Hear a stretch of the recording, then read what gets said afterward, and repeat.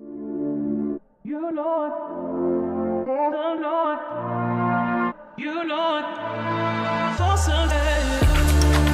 You Lord, the Lord, you Lord, for Sunday. You Lord, the Lord, you Lord, for Sunday. You Lord, the Lord, you Lord, for Sunday. You Lord, the Lord, you Lord, for Sunday.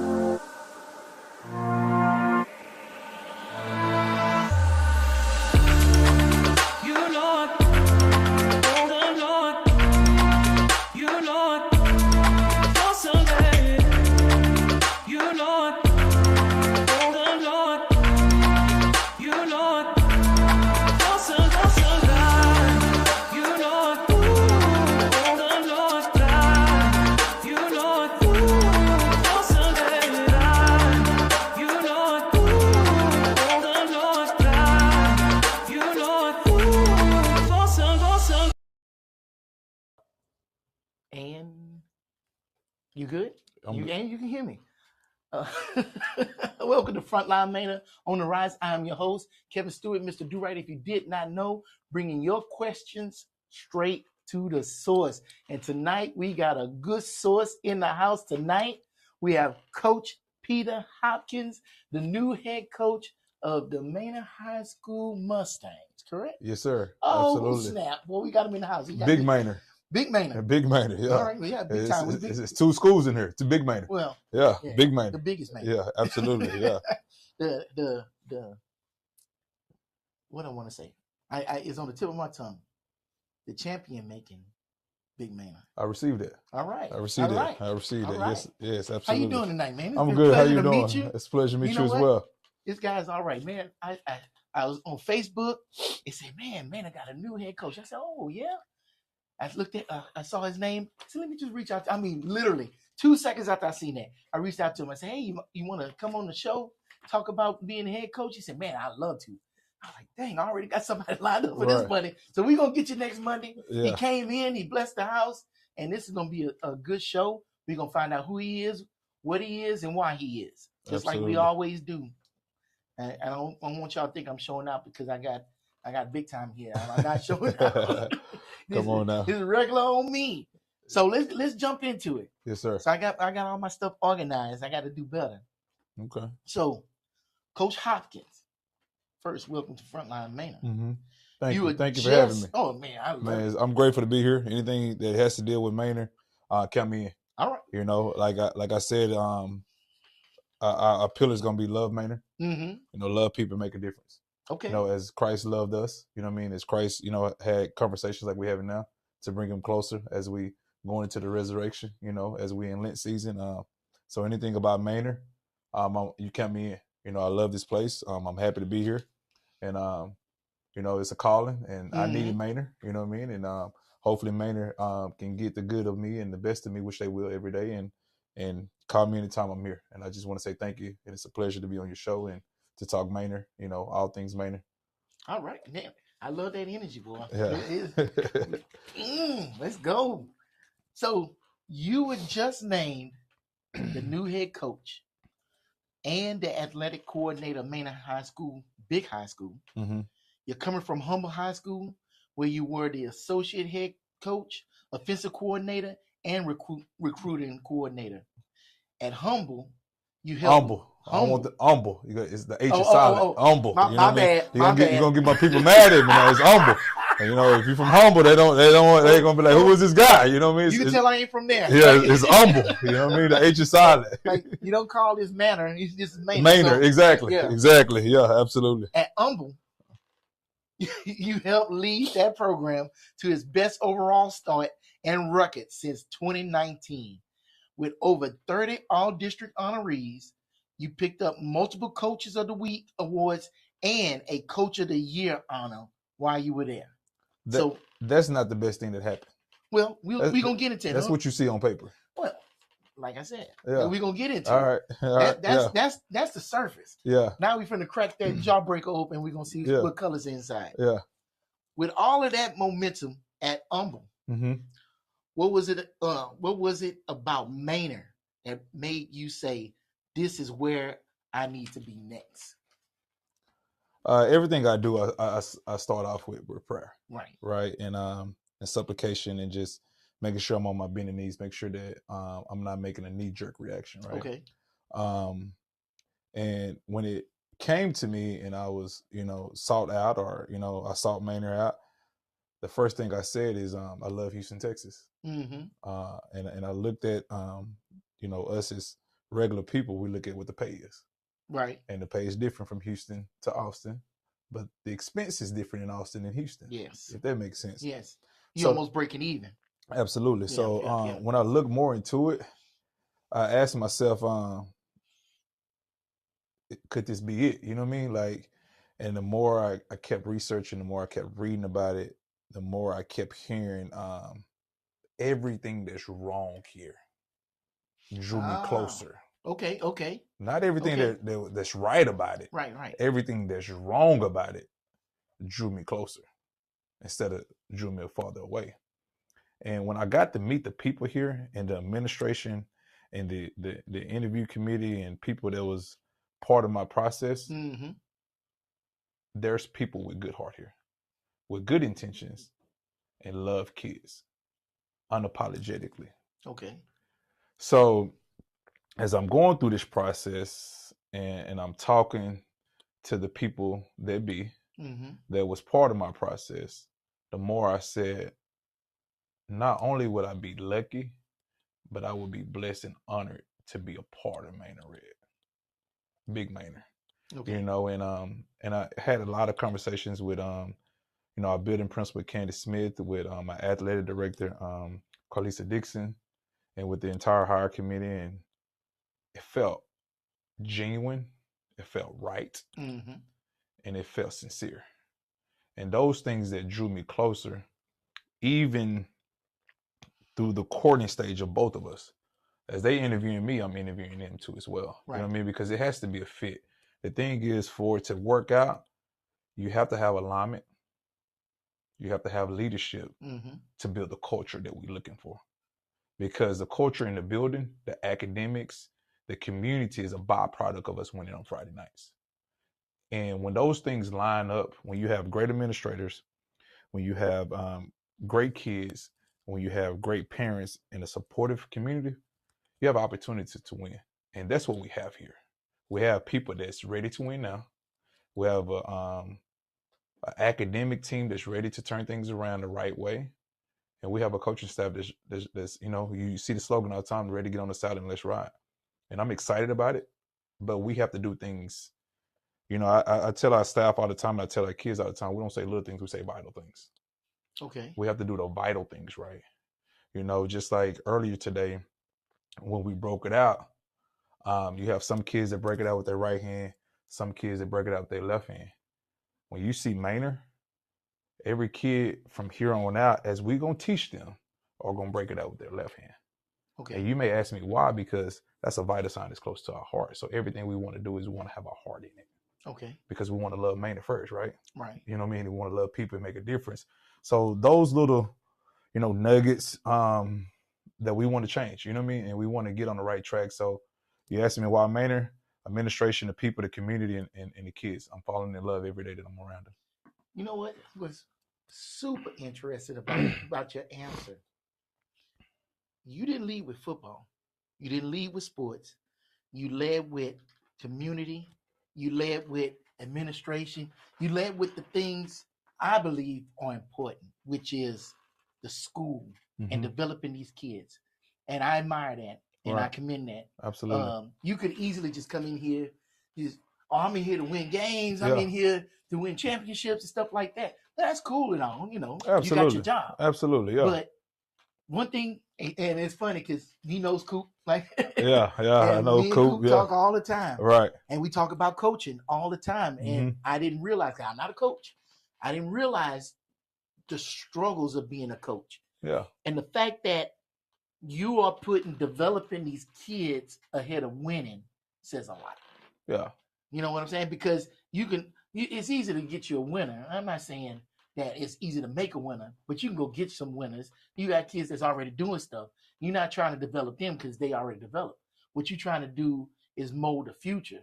And that's what I hear in your answer. That didn't come from just anywhere, right? Right. You know, it came from how I was raised, right? You know, Okay. you know how you raise a kid, you know, they won't depart from it. You know, my grandfather coached me at the age of 87. Okay. My senior year in high school. So the biggest lessons I've ever learned in life is washing clothes with my grandfather.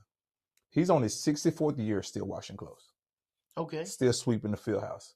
Still doing the vital things that are byproducts of winning, right? Right. So when I learned those lessons, and even every day I have a mural of my grandfather, right?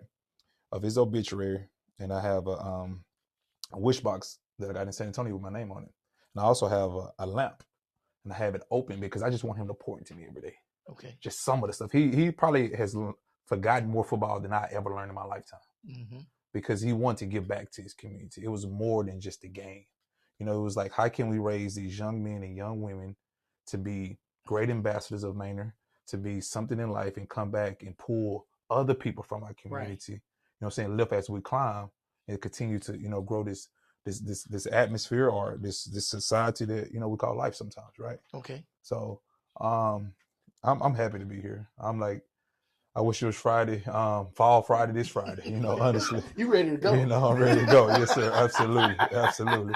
Yeah. So, you know, it's like I said, I'm so grateful that you have me on your show. Right. I'm grateful that I can talk Manor. I'm an open book. I know you probably, whatever question you want to ask, I'm here and I'm going to answer it wholeheartedly. And I'm going to answer to the best that I know how to answer it. Right. But more so to the best of my children that's probably watching this show. Okay. Because I want them to be able to look at me to say that if a person that's a servant, right, but also their leader, right, leaving servant attitude, can say, hey, if he can do it, I can do it. You know what I mean? Exactly. You know, I didn't take the elevator, I took the stairs. You know, I'm a JUCO product, you know, if you don't understand. Yeah. So, you know, I want them to understand it, and I want them to always look at me as, you know, someone that they can look at and say, if that guy right there can make it, I mean, like, surely I can make it, you know. So, you know, that's all I want to be, a beacon of light. No, you know? Ain't nothing wrong with that. Especially with them storms and stormy seas out there. Yeah, Man. absolutely. To sail towards. Absolutely. Man. Yeah. All right. So you're originally from Crockett, Texas. Small East Texas town. Right. I say Crockett, right? Crockett. I know it's Crockett. Yeah, it's Crockett. Yeah. Yes, sir. Yes, sir. I hope Coop done correct you on that. Trust me. Yeah. About 6,500 people. You played at Taylor Junior College. Tyler. Come on now. Come on. Want me to get my bio? I can if you need me to. That's why you here. Yeah, absolutely. So you absolutely. Yeah, we're gonna educate each other. You know. Tyler Junior College. Yes, sir. Then went to Sam Houston State. Yes, sir. Where you earned your bachelor's in kinesiology and secondary education. What is kinesiology? Kinesiology is about the total body. It's about the anatomy and how it works. It's about, you know, what we do every day. You know, how we function. So it's like kinetics. Yes. The movement of the in muscles. The movement, yes, absolutely. Okay. Yes, sir. And, you know, I was just talking to our staff earlier today. I don't believe in football lifts. I don't believe in basketball lifts. I believe in training the total athlete, the total body, right? Because we want to have extreme range of motion, and we want to be able to put our players in position where we mitigate injury. Can't stop them. Right. Where you can have some mitigation of injuries where they can dust their stuff off and be able to keep going. And, you know, Coach Davis, Coach Brown, Coach Apollon, those guys has been doing a tremendous job in the transition before I was named head football coach and doing the transition. And I'm grateful for the staff and, you know, them pouring into our kids the way that they're pouring into, and we're going to keep this thing rolling the right way. Okay. All right. And then secondary education in 2010. After that, you picked up a master's from UT Tyler in 2012. Yes, sir. And another master's in sports administration from Louisiana Tech in 2014. Yes, sir. Impressive. That's 3 degrees and a career. You're missing one. I went JUCO, but I graduated my associates, though, you know, in mathematics. Okay. I didn't have, I know. I ain't Hey, trying to Google take ain't say that part. Yeah, yeah, for real. I ain't trying to take that away from you. Yes, That's sir. why I got the source here. Yes, sir. Google don't know everything. Right. So that's 4 degrees Yes, in a sir. career that started right where you grew up. So the question is, how did growing up in a small town like Crockett shape the kind of coach and leader you are today? The political answer or the real answer? The answer you feel comfortable giving. Getting whoopings. We talked about this today. Getting whoopings. We talked about this today. Where you getting whoopings at church and you got to go back in there and listen to the sermon and ain't no crying. Like when you walk in, the usher make you spit the gum in her hand, or their hand, So I'm a little, like getting whoopings or where you got to go pick your own switch. Like mom and daddy ain't finna go out there and try to break a limb to whoop you. No, you got to go get your own switch to get your butt whooped. So, and where, man, it saved my life. It really, really did. And this message must need to get out today because it's the second time it's come up. Coop said his grandma would be usher at the door, right, and he'd be talking to somebody cutting up, yeah, and she just give a look like, and be like, "Man, shut up, man! Don't you see?" But that look, you just got whooped in church. You gonna get one after church. Oh yeah. And if it get too bad, they ain't gonna whoop you. They gonna grab you by the ear, and it's over with.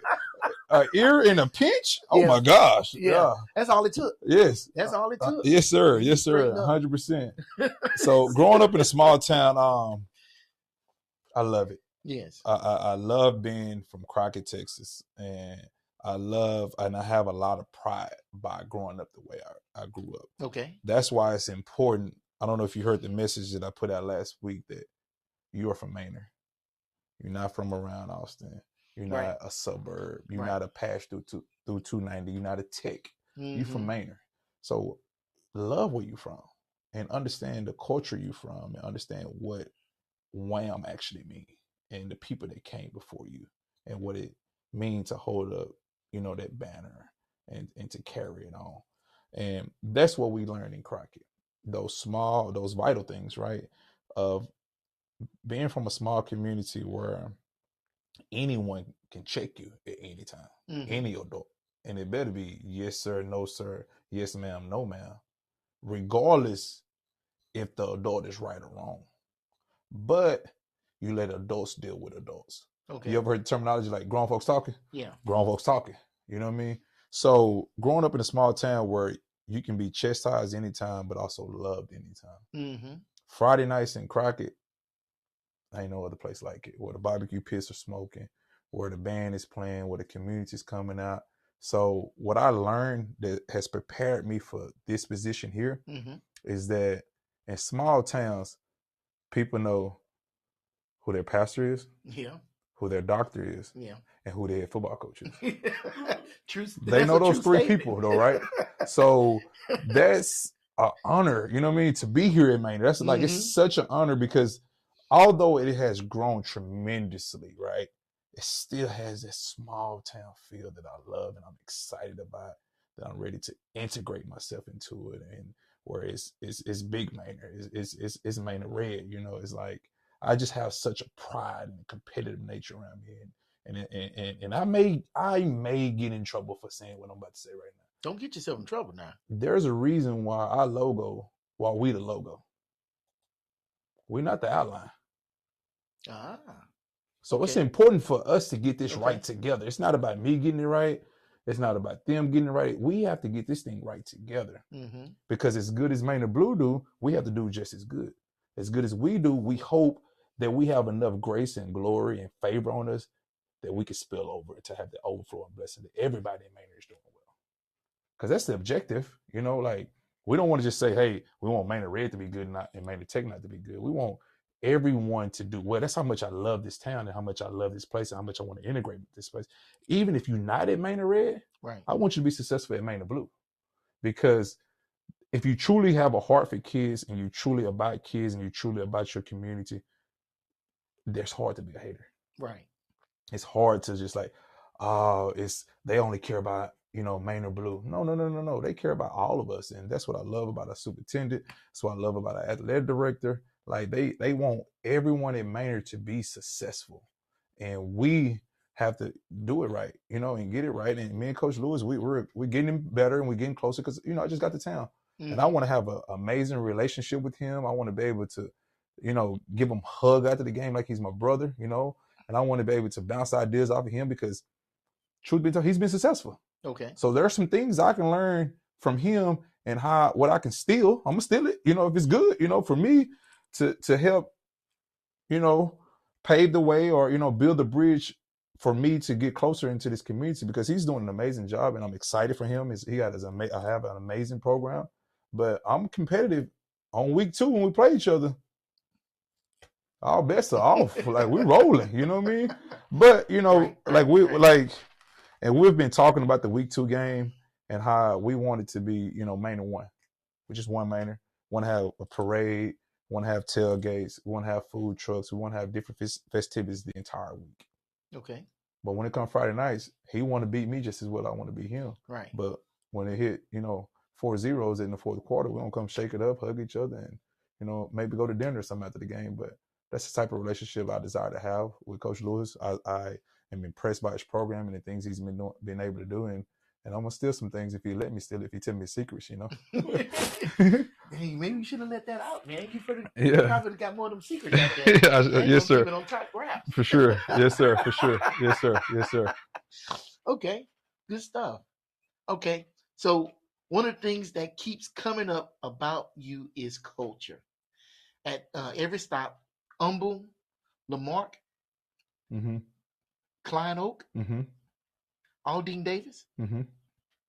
you've been known for building discipline, energy, and accountability that go beyond the field and into the classroom and the community. At Humble, you implemented a character development program and actually increased student athlete attendance. Mm-hmm. Kudos to you. Athletic director said your ability to build strong foundations, mentor young leaders, and create pride and loyalty within a program is exactly what Manor needs. So the question is, when you walk into a new program on day 1, which today was your first Today day, was my first day, yes, sir. what's the first thing you do to start building that culture? Saying good morning. All right. Opening your heart to people. I always use this saying is love a heart before you teach and coach a part. Say that again. Love a heart Mm-hmm. before I can teach and coach a part of you that I need to function correctly, right? Right. So you need somebody to open up to you first in order for you to be able to pour into. I need to open up to them. Fair. Okay. I'm the new guy. Right. I got to open myself and show myself friendly, right? I got to understand where they coming from because my goal is to tailor my coaching for each individual. Because if you have a tailored suit, they have a tailored suit, I have a tailored suit, it's going to fit 3 different ways.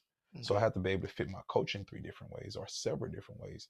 And you do that by having simple conversations, which I've learned through my mentors. I've learned through being coached, right? It's really something about saying good morning to someone. It's really something about how are you doing? Instead of saying everybody online, high knees, butt kicks. Like you don't know how that kid went to bed. You don't know if he ate before he went to bed. Mm-hmm. You don't know if he got yelled at the entire ride to the facilities. The least I can do and the least that I can say is good morning. And how are you doing? What can I do? How can I be a servant to you? Wow. Before we even get into stretch lines. Mm-hmm. That's the very first thing I can do. I'm not in here right away to implement the discipline plan, to implement this is the way we doing, this is what we're going to do, how we're going to do, what we're going to wear, blah, blah, blah. I'm here to build relationships, meaningful relationships. Right. And to be a servant leader for them. Yes, are we going to dress a certain way? Yes, is it the expectation? Yes, absolutely. And our kids understand that. But more important, they need to understand that I'm here to be here.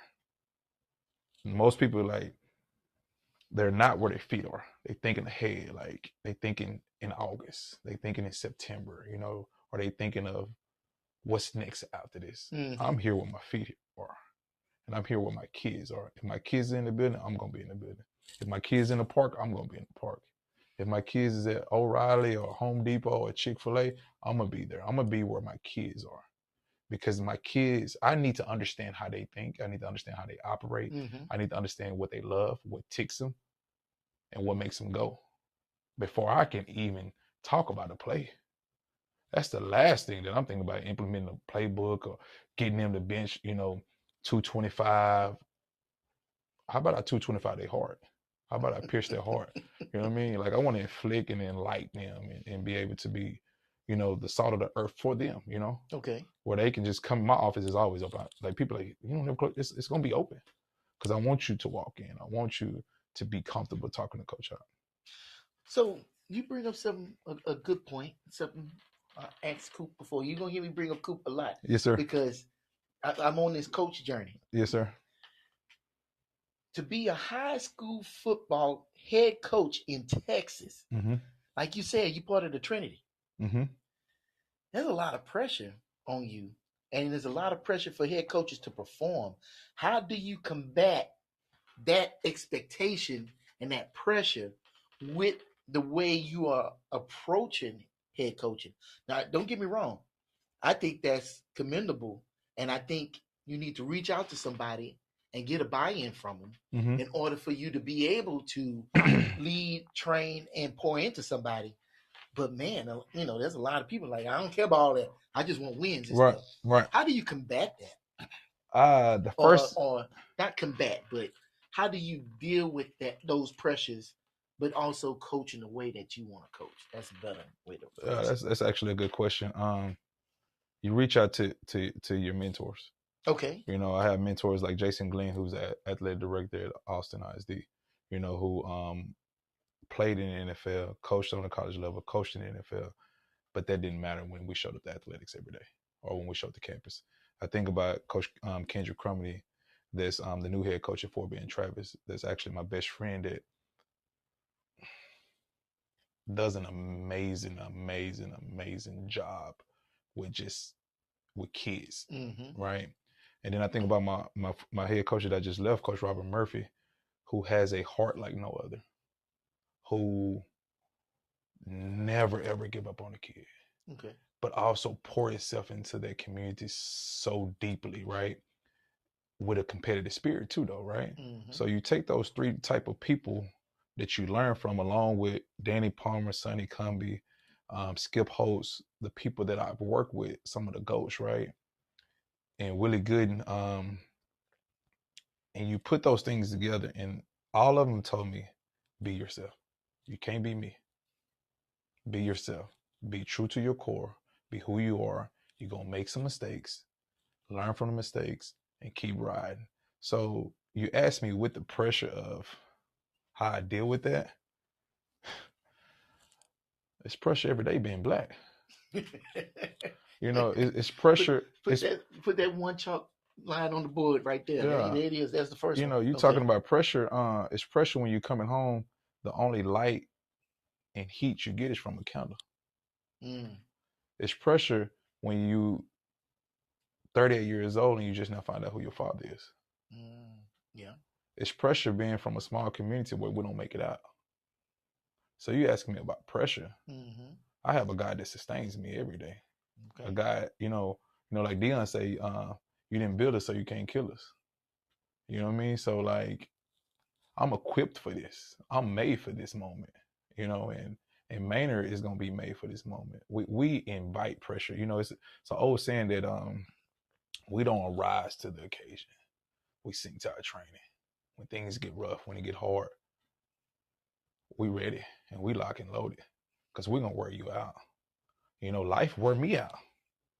But I get on my knees and I pray and ask God for strength and fulfill me because I want to make sure that I'm doing his work. And I want to make sure that I'm doing right by him with his children that he has given me, that he has blessed me with. So I invite the pressure because, again, it's not about me. I want my kids to look at me and say, all this pressure Coach got. And he's still coming here with a smile on his face and a song in his heart, singing our praises and being there for us every step of the way. Right. That's the pressure. Friday nights is fun. You know what I mean?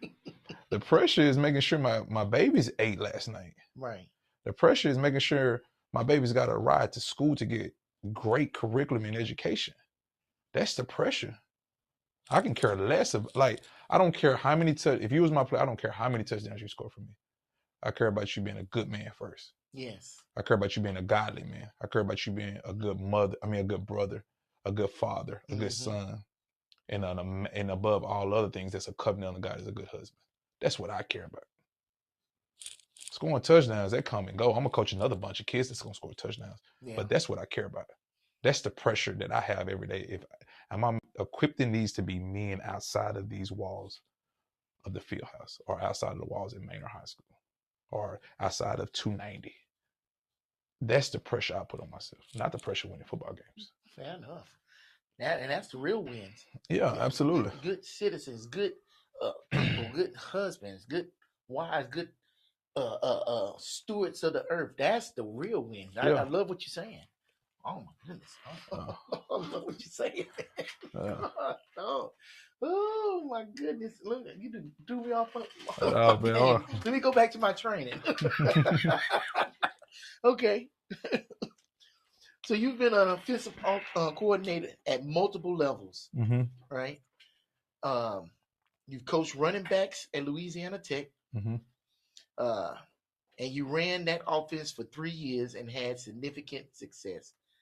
You helped develop one of the top running back duos in the country, including an all-conference player and an all-American player. What can Manor fans expect from your offense, and what does a Peter Hopkins-led offense look like on a Friday night? One thing that Manor parents can expect from their head football coach, Peter Hopkins, is the development of kids. Okay. Development of the whole child. Psychologically, mentally, physically, emotionally, academically, learn how to be a steward in their community. Yes. That's what they can expect. Not just the development of the football field, because what I'm going to do is surround them with great coaches, where great coaches also can develop them. Because in my role, I'm going to get pulled for other sports because I'm not athletic coordinator too as well. So my job is to make sure that they're being equipped by people that truly love them, but also can grow them. Okay. Right. And can elevate their game. And if there's something that's seen that's not doing that, whether it's the game in academics or whether it's the game athletic, that's when I step in. And I not only develop players, but also develop coaches too, though, because my goal is, and everyone don't have the aspiration to be a head coach, right? Right. So my goal is to make sure that they're great assistants, great coordinators to be head coaches, assistants to be coordinators, and to be into an athletic coordinator role or an AD role. That's my goal, to grow not only the players, but grow everyone else, right? But also, I don't want to use the word grow parents, but get on the same page with parents through parent meetings, through community events, through community service events, where that we all know that this is part of the growth of their child, but the growth of the program in the community. Because when we all gelling together and we're all doing this together the right way, the skies are the limit. So you look at our offense is going to be ball control for sure. We want to control the ball. We want to impose our will on people. And what I mean by impose our will on people, we want you to know what play is coming and we still execute the play. Okay. Where all we have to do is say, run it again, run it again, run it again. They understand what play is coming, but it's nothing they can do to stop it, because our kids have trained that way. Regardless if they know the play, if they know the play and we execute the play, it's still a successful play. Our job is to execute the play. Our job is to move people as fast as humanly possible out the way to create gaps, to create leverage, and to destruct blocks, and to be able to, be wham like we need to be, So our offense is going to be, since, we Mustangs, it's going to be a Kentucky Derby offense. And what you mean by the Kentucky Derby, every year a different horse win it. Okay. So we got to get on Big Brown to win it tonight. We're going to get on Big Brown, ground and pound. If we got to get on Speed Racer and we got to air and throw it and score a lot of points, we have to do that. We got to do what is called upon us to do. And offensively, you'll always hear us say, answer the call, answer the bell. Offensive players, it ain't your job to say the defense. That drives me crazy. It's not the defense, it's our defense. It ain't defense job to say the offense. No, it's our offense. What our kids are going to do and what we're going to implement as coaches is, I got your back. It's all right. I got you. You know, it's all right, defense. I got you. And we're going to answer the call because our job is to score points offensively. Defensively, our job is to stop people from scoring points. Right. You know, we got to get one more point than our opponent, right? Right. And then we go back to the drawing board and see what we can do better to make sure that we dominate. Like I said, I love to dominate. I love to have fun, but we have to do things the right way, though. And we can't miss the vital things because we win. You know, when you win, you know, winning solves everything, but you look over the minute things that, you know, can get you beat later on in the season. Right, right. You lose focus because you're thinking everything is working and not looking for those things that you can improve on. Absolutely. You know, I don't know your mentors personally, but I can hear a lot of your mentors in the things that you say. You could tell that you've been taken and taught and guided. And I hear that because you could tell when somebody takes that time with you because you want to take that same time and put it to somebody else. Absolutely. And you want to pass down that knowledge and wisdom and those struggles and all those things to that next generation so they can do the same thing. I can hear that. I can hear what you building on top of what you was told and what you was trained and everything. It's a great coach in Houston named Kenny Ray Harrison. He's the head coach at Summer Creek. When I got here, I made a phone call this morning and I talked to him. And I was like, hey, Kenny, can you help me with this? No problem, Hop. Can you do this? No problem. He said, I only got one suggestion or one request. What I'm teaching you, you give it to somebody else. Mm-hmm. You know, there's no secrets in football. You know, pick up, you know. And, you know, you have Kenny Ray, who's going to be in the Texas Hall of Fame Coaching Association. You know what I mean? Those guys who give you the tools to help you on your first day and give you the knowledge and the wisdom that you need. At the end of the conversation, you say, now pour it to somebody else. That's what it's about. How can I help somebody by keeping the secrets? Right. Right. How can I make this game better? How can I make this community better? How can I make people better? Mm-hmm. If we really, truly, truly want to make a difference, if I'm holding it all in today, you know, it's a sin. I gave it all I can today. What I held, I lost forever. So what I held for tomorrow, I lost forever because I didn't give it all I had today. Right. So it's important that I pour myself and give everything that I can each and every day so I won't lose it forever. Here's the second thing I noticed. You have no problem saying where you got that knowledge from. Right. Because nobody has done everything on their own. What you know, you built off of somebody else who had to learn from somebody else. And you're not afraid to give that credit and those flowers now. Because when people see that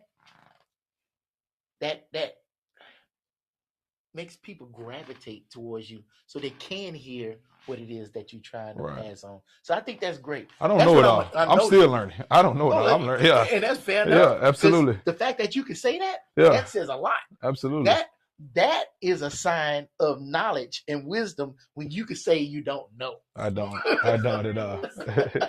I don't know it all. I mean, you can go to school, but the biggest lesson you can learn is to say, I don't know, because that opens you up to a world of knowledge. Right. But when you say you do know, then you shut off. A wise man knows that he knows not. Exactly. A fool think he knows what he don't know. You know what I mean? I try to stay away from being that fool. Yes, sir. I try to stay away from it. First thing I met you, boy, but already I love it. I love it. I can see what you're doing. I can see your goal and your mission, where you're trying to head to. You do me a favor. Next time you see what can I do? Superintendent Sermoni, you see our board members, you see Miss Smith, you see Miss Dixon. Shake their hand and say, I said thank you. Okay. Because they giving me that opportunity. They giving me a dream. I love it. A dream. Like I said, my grandpa coached for 64 years and never was the head coach when the schools was integrated. Won a lot of PBIS, but never got his opportunity. And here you are. living his dream. Wow. Continuing his dream, Correct. not just living it. Right. And you're gonna sit up here, and your dream is gonna live on in all those kids that seeing you and what you doing. Right. Because once they, like you said, they see you do it, then they know, well, he did it. Right. Then I can do it. Right. And I'm gonna take what I learned, because they're gonna take that with them forever. Right. I remember all my coaches back in high school. Yeah, you know what sure. I'm saying? Absolutely. Coaches make the biggest difference in a kid's life. Right. I mean, structure, discipline, motivation. I took all of that with me, and boy, I got a belt on right now because Coach said, right. you better put on the belt because your pants ain't gonna be hanging off your butt. Correct. You know what I'm saying? 100%. Yes, and yes, that's sir. needed. Right, that is so needed. That's why. And you say those things about pick your pants up. That's why it's important that we are in our hallways as coaches. Coaches, we don't miss school. We help the school stay afloat. And I mentioned earlier, that's not the best thing I did at Humble. The best thing we did, Darius Cosby, Courtney Peterson, Robert Earl Murphy. I'm just was able to peek behind the veil a little bit to turn a F campus into a B campus academically. Turn a Title I campus into one of the top campuses in Humble ISD. Turn a forget about them, we're going to leave them alone, it is what it is, to we are somebody. Where we have the IB program, or where they, had the IB program. And, people always say there's two types of principals. There's clean-up principals and there's build-up principals, right? Yes. And Darius Cosby did an amazing job cleaning up stuff and building it up. And what Courtney Peterson is doing is all build up, clean up, but making sure it ain't much cleaned up, because it's like you are the cake is in the oven, just don't let it burn. But she also understands that she needs to get her hands dirty, and she's willing to do that, to be on the front lines with her kids, to be on the forefront and be able to make sure the kids succeed, not just stay afloat. Right. And that started with Robert Murphy and Courtney Peterson. They did something this year amazing, where we had an all athletic meeting, because athletes drive the academics. If there's don't supposed to be any PCDs, athletes need to not have PCDs, and everybody else will fall in line. So PCD. You just PCD. Communication device, public communication device, or something like that. Okay. That's like cell phones, watches, tablets. Okay. What we have to do is make sure that we don't cause any issues in the building. Okay. From the middle schools on up. Make sure that we're doing the right thing. Make sure we're helping our administrators out. Make sure we're helping our teachers out, and being, role models for the other kids, so they can look at their peers and say, okay, if they're doing it the right way, let's do it the right way. That's how we gonna change this thing around, because that all has to do with winning on Friday. Not winning on Friday, then changing the building. You know what I mean? We have to do what's right in the building first if we even want to think about winning. And that is very, very important for us to drive it as athletes, from all sports, from girls soccer to girls track to football to softball to baseball to powerlifting to tennis to all sports, that we as athletes are doing and excelling at being great students, academically and behavioral wise, where we can succeed on the court and playing fields for Big Manor. And that's important. Okay. And that's what we have to do as coaches, to make sure that we are preaching that and we're living that. Because I always say this, everyone doesn't need to hear a sermon. Some people need to see it. So are our athletes walking sermons? Or are they the model of what you hear it's supposed to be? Man. Where were you? You should have been here like 5 years ago. I don't want to ask you no more coaching questions, and I think that's a waste of time. You just just asked me what I'm here. I'm honored to be here. I'm excited to be here.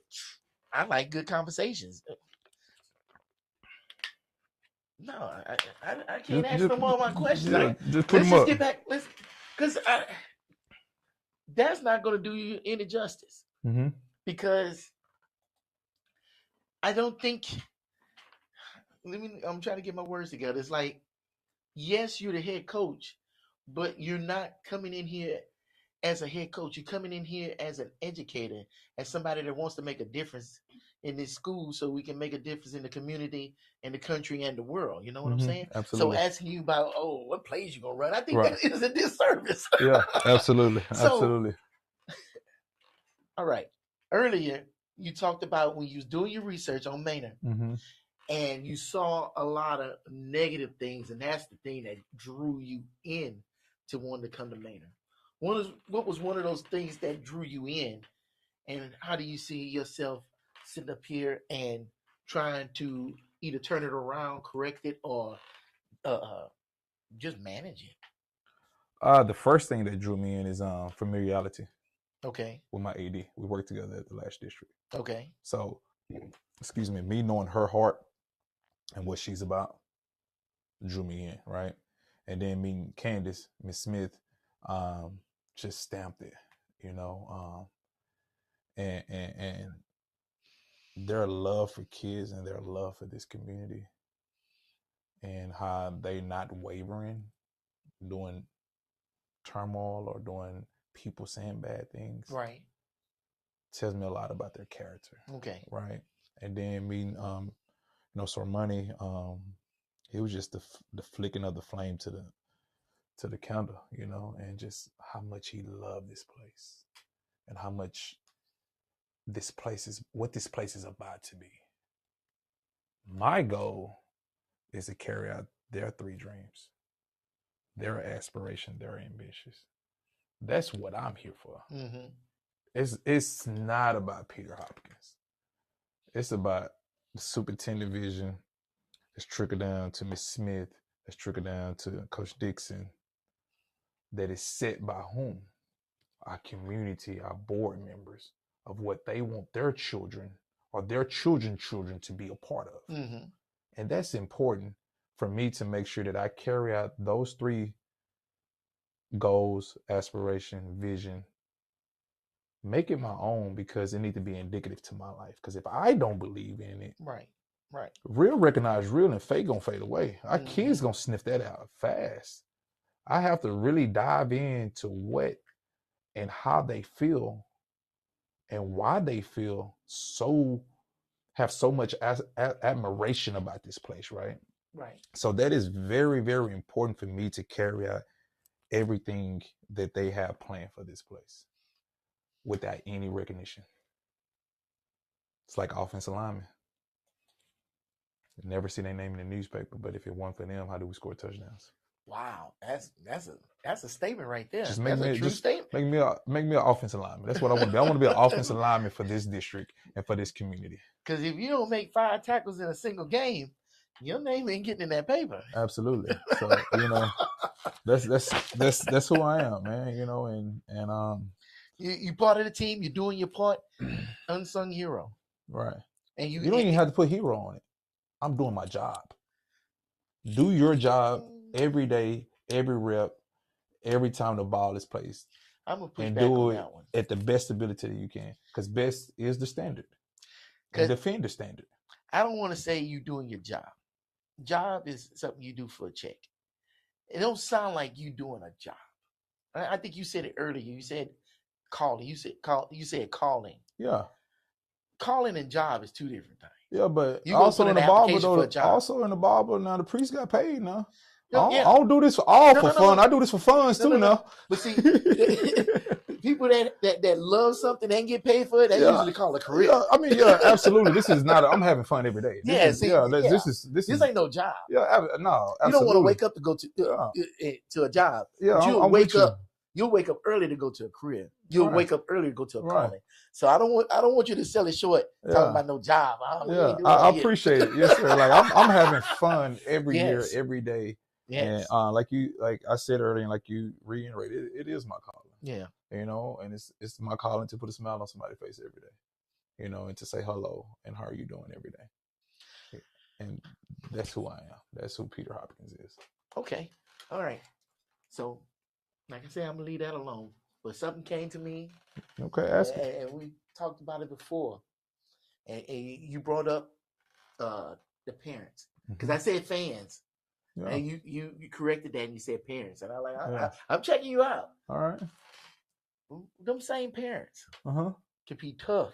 Yes. They calling plays from the stands Right. and stuff like Bleacher that. coaches. What you call them? Bleacher coaches. Yeah. Yeah, absolutely. Absolutely. They bleacher coaches and coach the Little League games on Saturday. I'm with it. Yeah. Yeah, and refereeing and everything Absolutely, else. Yeah. How do, because I don't think you going after them. I think you are developing the athlete and the parents at the same time. So what is the development style for those bleacher coaches? First off, we have this thing that's called the Texas Way. The Texas Way. The Texas Way. Okay. Which is mandated by the UIL, which is mandated by the Athletic Council of the UIL and, TEA and THSCA, right? The Texas Way is educating the coaches, the administrators, the teachers, the parents, the kids, how you're supposed to act at an athletic event. Okay. So we will have seminars of how we act, right? And how we're supposed to act. Are we going to do it all the time? Absolutely not. We're very competitive, but we need to continue to encourage the Texas Way when things get a little heated. That's why you can never hold nothing to somebody to the fire in a battle, right? Okay. In the heat of the moment, because they're competitive, right? But we should be able to use, as in coaches, right? If I'm talking to my quarterback and I say, was that a cowboy? I just use one word. That means, was it a corner blitz? He gonna learn football language and football terminology, just as we should have warning words or, hey, Texas Way when we're acting up. You know what I mean? Because we've been educated so much, and it's been ingrained in us, and we've been doing it over and over and over, that they understand, okay, let me calm down a little bit and take a deep breath, and then yell 5 seconds later, And I love passionate fans. Mm-hmm. I love, if they didn't yell at me, they don't care. They don't want to win. Coach, you suck. That's a horrible call. You know what? You right. Why did I call that? You know what I mean? So it just, and I love fans, and I love our fans. If our fans are not passionate, if they're their fans that are clapping the person at the track meet that's in last place, I want the fans mad because we didn't get first place. Mm-hmm. That's the type of community that this is, and that I love to be a part of it, because I know that I have to be on my A game every time I'm out there competing. Okay. And I compete every day at practice. And I got to know that our fans are built for this moment that is about to happen in Manor. It's fit to be huge. Mm-hmm. It's fit to be tremendous, where Manor Red is winning, Manor Blue is winning, the entire city of Manor is winning, and it's fit to be something that they gonna look back and say, how did some money and Dixon build a program, and Miss Smith, where the whole community is winning.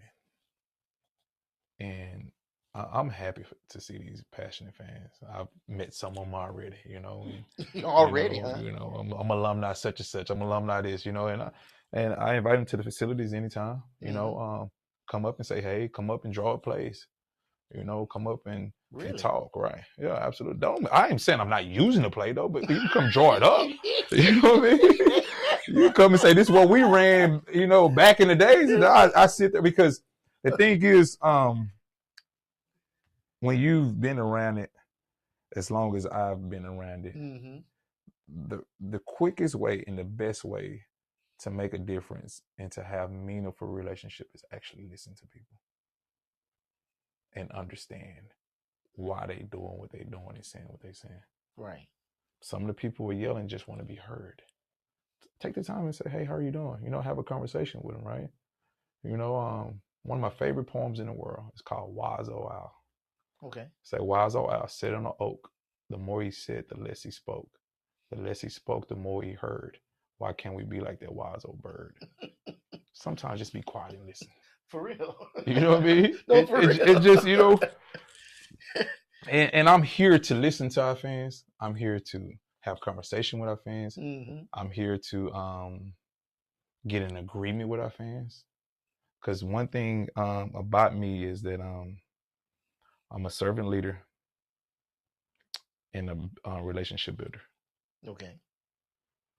And what does that mean? I can go from the crack house to the White House. I can go from the hood to the country club and feel comfortable. I'm comfortable being uncomfortable in any situation because how I was raised. And it starts with respect. It starts with acknowledgement. Mm-hmm. And it starts with listening to understand, not listen to respond. Exactly. Oh, say that. Please say that again, because somebody didn't hear that out there. Please say that again. Listen to understand and not listen to respond. Respect them. Know where they come from and engage in meaningful relationships. This is how we're going to turn this thing around, doing those things. You know what? I'm going to say this. You're going to think I'm crazy. We have more coaches like that in this world. Maybe some people wouldn't be saying a lot of stuff they saying in this world right absolutely, now. Absolutely. Man, my goodness. Right. And you just trigger something in my mind. Come on. When you said we had more coaches, they wouldn't say some of the things. We're not going to curse our kids. We're going to coach them hard, but we're not going to curse our kids. And we're going to be demanding in everything we doing, but we're not going to be derogatory or demeaning. We're not going to do that. Bruh. we ain't doing it the easy way. Right. We're going to do it the hard way, but the hard way is the right way. Right. Because if it wasn't hard, it wouldn't be easy. We're going to love our kids and we're going to coach them because what I've learned in my short career and being around this game, those coaches who yell and curse all day, they overcompensate for their teaching. And because coaching is teaching. You're going to make me leave. You're going to make me leave. Say that again. It's a lot of people that just yell and curse. Yes. That's not coaching. There's coaches out there that raise their voice. That's amazing coaching because they're projecting their voice. They're trying to get their point across and they're teaching with their heart. They teach it intentionally. You know what I mean? Yes. And but you ain't degrading people and belittling them and everything. Absolutely. Just making them feel small just because you're the coach and you got the whistle. Right. And you triggered something in me when you said that. Right. Like Sonny Cumbie said this and it stuck with me forever. Never assume. Right. Like you should say things so many times that the kids can repeat it back to you because it's that important. You know what I mean? And when I was at Kilgore College with Willie Gooden, he had this in every coach's office. What you see is what you coach. What you see is what you coach. Yeah. If you see he doing this, if he threw an interception, you threw an interception. What you see is what you coach. You're either coaching it or you're allowing it. What you see is what you coach. That makes you dive deep down in your teaching and into like your skill set of how to reach this kid, not to miss that tackle or throw that interception. Where he's supposed to be. Is he burning eyes through the hips? You know what I mean? Is he in phase? Is he attacking the ball at the point of attack? Like what you see is what you coach. That's what you coached. If you see little Johnny miss that tackle on Friday night, you see little Johnny miss that ball because he ain't see the ball through the diamond or he ain't, focused enough and have enough hand-eye coordination. What did you do to prepare him? Right. I tell my kids, every team I ever been on, if I'm coaching you on Friday night, punch me in my face. I had all week to coach you. Yeah, it's too late now. I had all week. It's time for you to roll. It's time for you to roll. I don't coach on Friday nights. Right. I had all week to coach. It's time for me to be excited to be cheerleaders for those guys and root those guys on. And just like, I tell my kids, like, I'm so excited to see you play on Friday because the work you put in. I'm going to be your biggest fan. I'm going to be your biggest cheerleader. I'm thinking about it now. I'm getting goosebumps right now just seeing our kids have success because they need it. They haven't had it in a year. They need it. That's what drew me closer to. We need it. Manor need it, and we're going to get it. Like wholeheartedly, we are going to get it. It's going to happen. I'm telling people right now, get on the saddle. Get on. It's gonna be a fun ride. It's gonna be a fun ride. I'm telling you. Dude, I like that. I like that. What you said. That, like, if you miss that pass, all you seeing is what you coached. That's what I coach. But you know what? That's for anybody. Anybody can take that information and take that with them. If you at work, you training people, and somebody mess up. Yeah. Well, did you train for That's that? what I trained. And then did you make it important? Right. Because if you don't make it important, nobody else is gonna make it important. Right. No, I hear what you're saying, and that's why I like coaches, and that's why we need coaches, because those lessons, yeah, we can learn stuff from our parents, Right. but then those coaches fill those spots where our parents may miss. Right. And not only are we getting that education and that discipline and that training from home, but then we go to school and then we have y'all to look up to. And y'all get us ready for this world, because that world is just like that opponent that we're across from on that Friday night. And you know, when I watch film with my coaches, I usually have 3 questions, right? Mm-hmm. Is it the scheme? Is it who? Is it the scheme that we're running? Okay. You know, the plays. Right. You know, is it the execution of the play? It can be the right scheme, but we don't execute properly, right? You know, I mean, hold on. I'm sorry. Is it the scheme? Mm-hmm. Number 1. Then number 2, is it the coaching of the scheme? Okay. And lastly, is it the execution? Okay. Right. And that's called exalted accountability on us as adults. If it's the scheme, we need to stop running it and we need to stop doing it, right? Because it's not working. Yeah. If it's not the scheme, our coaching need to be better.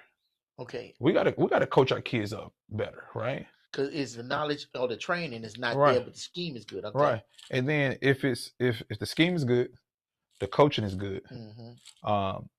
Now you got to ask yourself, execution. Why are our players not executing? Mm-hmm. Which fallbacks on superb coaching. Okay. What can we do now to put them in position to execute that play? Have we practiced situational football? If we suck on third down, why aren't we practicing third down plays in practice? Okay. If we're not executing, throwing the deep ball, 1, why aren't we throwing the deep ball in practice? Or 2, stop throwing the deep ball until we're able to bank reps and have more reps and to execute it and to be better at it. And I would never, ever, ever, ever, 2 things is blame a kid, right? Will I say that he didn't execute the play properly and coach him up? Mm-hmm. Absolutely, it's teaching, right? But to say, hey, he lost the game, or hey, he did that, no, I put him in position to not succeed. And that's on me, that I got to lay my head on my pillow, because I put him, because now he got to go see social media. He got to go see the small community. He got to go, whether he's going to church or hanging out with his friends. Pretty much their kids' emotion, state of mind is in my hands. And if I failed him, mm-hmm. I have to look at him in his eyes and say, I failed you as a man. I should have did better. Because us as men don't have enough hard conversations, or, not hard, crucial conversations. Right. You know what I mean? And say, hey, I messed up. I failed you and I'm sorry. Can you forgive me? Mm-hmm. I apologize. Or, hey, brother, I love you. Like, we are sometimes afraid to show emotions. Yeah. And my kids are going to see the emotional side to me a lot, but not operate out of emotions, but operate out of love. Right. And security. I want to be their security blanket. Yeah. Sometimes I think people feel like it's easier to be hard than it is to sit up here and say, I made a mistake. Right. I apologize. Or even just to say, I love you. Right. But, I ain't got time for the blah, blah, blah. Right. You don't seem like you shy away from the hard thing. You can't. Yeah. You can't. That's why the 3 important people that I named, Sermoni, Dixon, and Miss Smith, they chose me to be able to make sure this thing goes the right way. And they trusted me to do this right way. And when things don't, that's when I have to have those conversations with them, right? Mm-hmm. Rightfully so. Because they're trusting me with their babies. They're trusting me with this community. That's why it's so important that I continue to carry out their dreams, their goals, their visions, and to supersede what they thought it could be. Mm-hmm. Not only just reach them, but I want to supersede it to a point where they are going to clinics and they going to seminars and they putting on professional developments about what we're doing here in Manor. That's the goal. That's the goal, is to make sure that there is on, make sure they on front line, you know, Right. of front lines of every, you know, newspaper that you can think of, because I'm just so grateful and thankful that they giving me this opportunity, and it means so much to me that I don't take lightly every day. Like, I hit the ground running because my babies need me, and all the bad things I heard about this place, they will see. Okay. They will see. So you talked about the Texas way. Mm-hmm.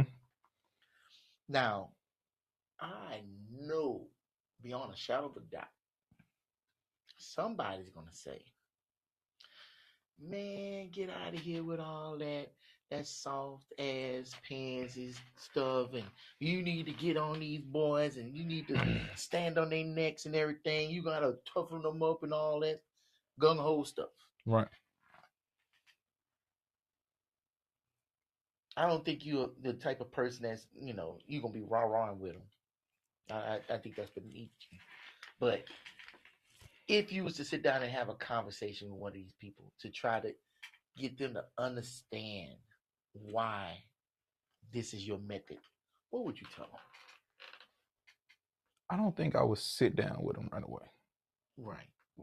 Right away, but no. Eventually, you know, you give yourself the cool off, right? Yeah. And I still wouldn't sit down when we both have cooler heads.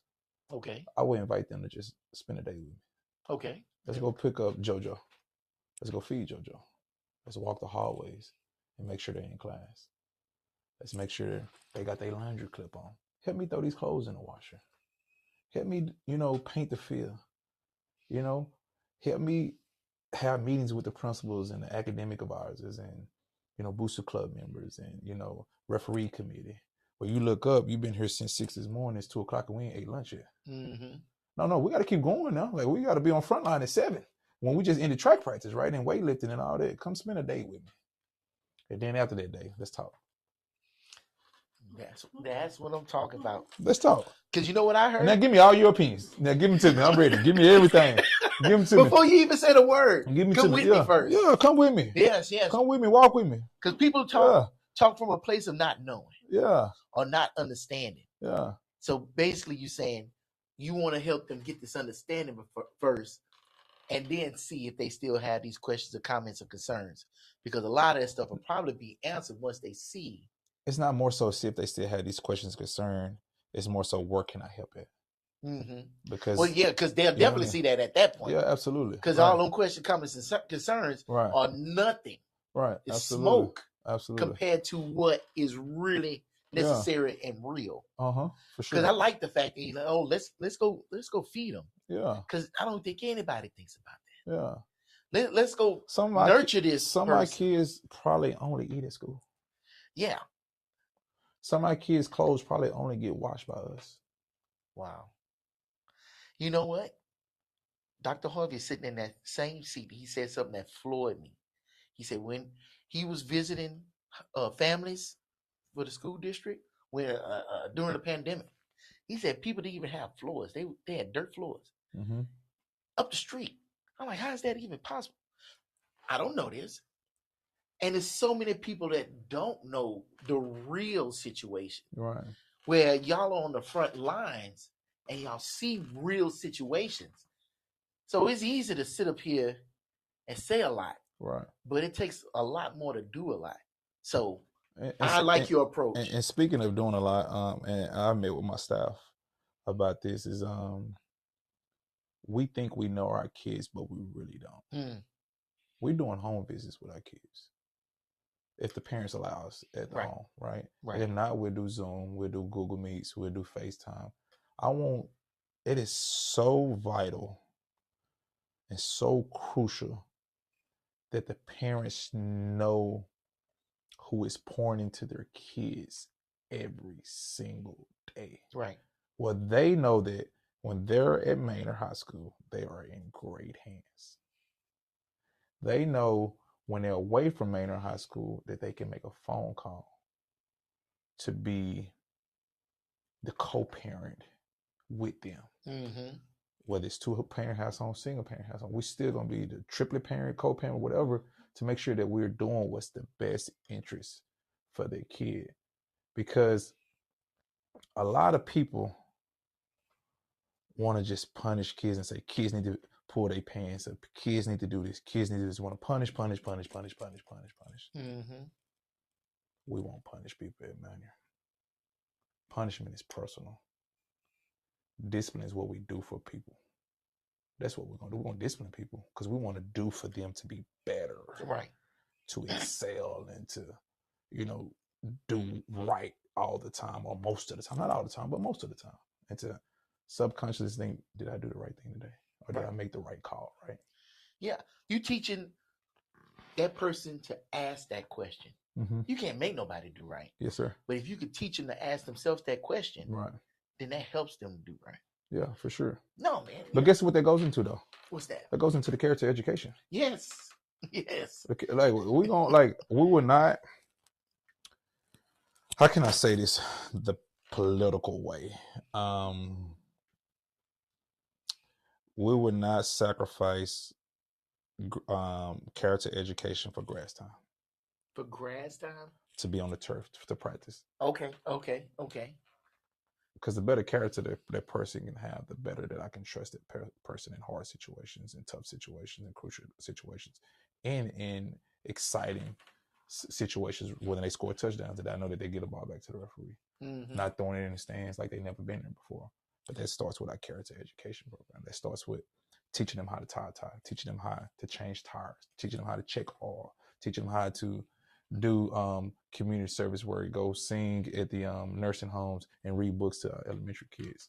That's the character education part, and they will learn those things in our program. And there are several ways that we will implement those things where if it's 16 coaches, 16 weeks, right? You have your week.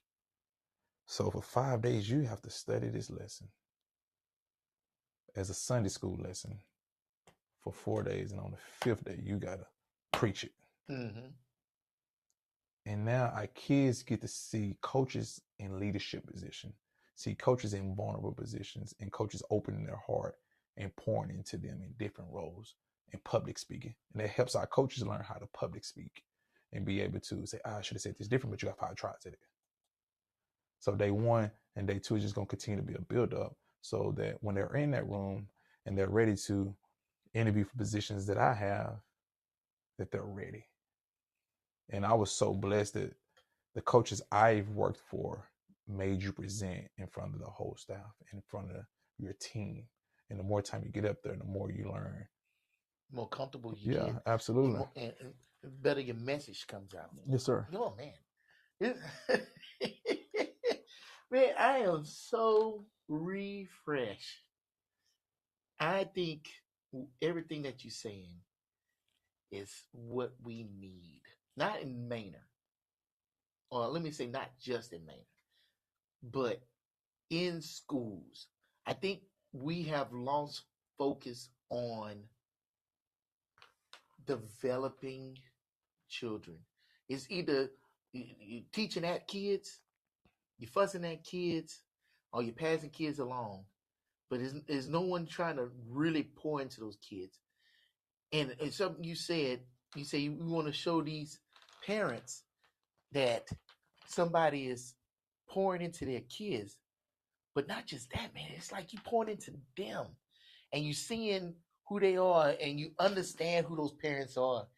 And that, no, I don't mean your child any harm. I get it. Right. And I'm with you. It's like you are that pillar in that village that's supposed to be helping bring these kids up. Right. And I'm big on word of affirmation. It ain't gonna be supposed to. It's gonna be will be. Yes. We're gonna speak this in existence. We're gonna make sure that our community is at the up. It's I'm just so grateful for this opportunity, and I'm just grateful for how I was raised. I don't That know. nobody gave up on me. Somebody should gave up on me a long, long time ago. But God continues to give me new mercy and new glory and new grace every morning. And I'm so grateful and I'm so thankful for that I have to give it to our kids. I have to. The very first thing, the very first staff meeting we had, the first thing that I said is that every kid that has been dismissed from this program for whatever reason, the kid probably could have did it himself, right? Dismissed himself. We welcome them all back. Wow. Throughout the entire program. Because they deserve a fresh start. They deserve something new. You know, and it's important for us to build our numbers up. And we're speaking to I was speaking to the staff today. For us to only have 14, less than 15 people at a junior varsity team, what do we do? Exalted accountability. What do we need to do better? We need to recruit the hallways, stay in our community, make sure our kids are part of the extracurricular activities, make sure we are in our feeder schools and our middle schools, because I wholeheartedly believe, wholeheartedly to my heart, because it saved my life. Extracurricular activities is the number one school prevention dropouts. Okay. Yeah. If somebody is a part of something, whether it's ROTC, whether it's band, or whether it's drama, or whether it's choir, whether it's auto mechanics, or whether it's nail tech or cosmetology or football or softball, they are involved. And there's a standard that each of those programs have to stay involved. And they love what they do, so they're not going to drop out. Right. That's why it's so important for CCMR. And I said this in my interview, the goal that I have for the program, I want us to be at 100% to be able to enroll, employ, or enlist. Enroll into college, or go into some type of trade, or employment, or enlist into the military, where we're still doing something positive. Our kids should be able to do one of those three. Okay. Whether they're enrolling for higher education or they want to go into the workforce, because we have equipped them in our program to be ready to be workforce ready. Or whether they rather go serve this great country that we're in with all whole heart, So that's the goal, to be 100% at that. Not to be to go 10-0. The goal is to make sure they're ready for life. Yes. That's the goal. Well, with that being said, we're gonna wrap this up, because I'm gonna have to go to bed, because this is some good stuff. But I'm gonna let you close out. What do you want to tell us? What do you feel is important, or just what do you want to share with us in closing? Manor, I ask you to open your heart up to me. I ask you to do this with me. I ask that you allow me a little bit, and the more that I continue to show myself approved, that you continue to give me more. I'm all in, and I want them guys, and I want the parents to know, I want my players to know, I want this community, the school board to know that be patient with me to grow this thing the right way, but also hold me accountable for what our product is on the football field and inside the building, right? I'm excited to be here. I'm happy to be here. I'm already rolling. Today was my first day. Feel like I was drinking water from a fire hydrant today. But I want Manor to know that they got a guy that's going to do everything for their kiddos, gal or guy, to be successful beyond the walls of Manor High School and beyond this community. And I'm excited to continue to work with our district leaders. I'm excited to work with Coach Lewis over there at Manor Blue. This is a big community to me. It's a big community thing, right? Excited to go to 290 Cafe. I heard a lot of good things about that. Oh man, yeah, you better go over there. Yeah, absolutely. Get some of that catfish. Yeah, yes, sir. So I just ask that if you see me, speak to me. Mm-hmm.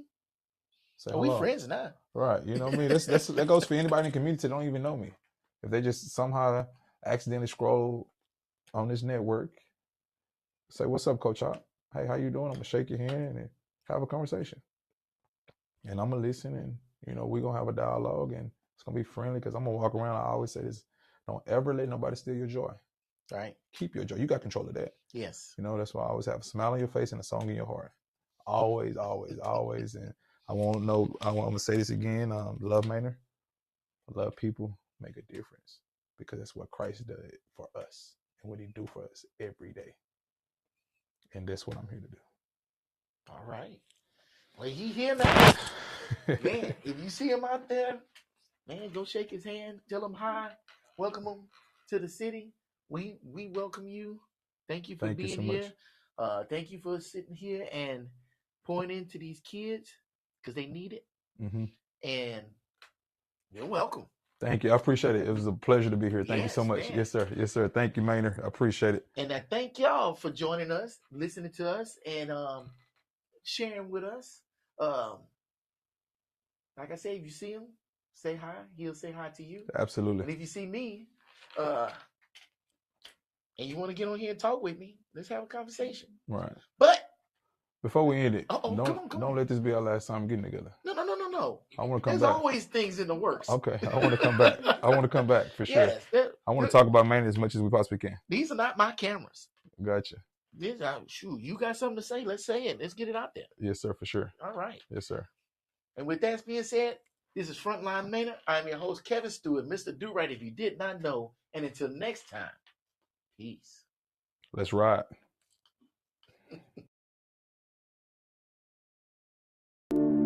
You Lord,